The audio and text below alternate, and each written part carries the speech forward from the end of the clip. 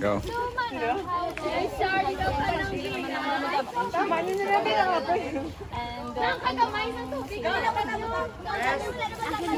grade 11, part na ko sa association ko sa organization right now. I am in INHS LG President. And I will say nga siguro ang pinaka-challenging ng ganyan part sa akin na journey sa senior high is to balance my academics and at the same time my contest and organization na ginapaintrahan ko.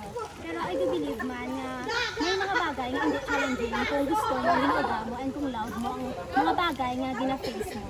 So I believe na maintain ko naman ako na grade, I am still in the honor, with high honor list. At the same time, naging success na ang journey sa SLG Cebu.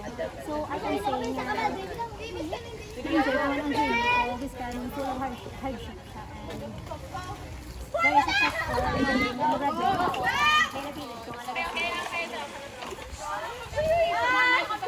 Ano ang dami sa tanan nga sa high school. Gusto nila mag-achieve while being on the track. So, ang nangamba ko lang siguro is to strive hard, but at the same time, don't forget your lifestyle. Especially sa mga ginatang taon, no?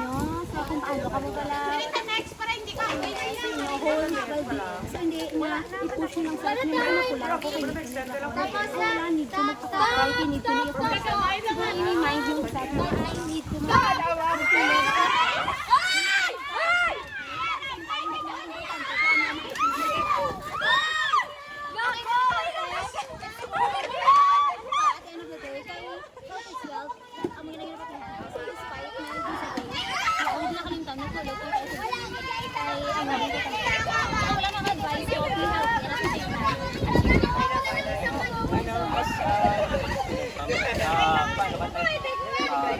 para sa mga students mo, mga fellow students at sa mga So, ang muna yung example, this is our leadership training para sa mga hindi elected as LG.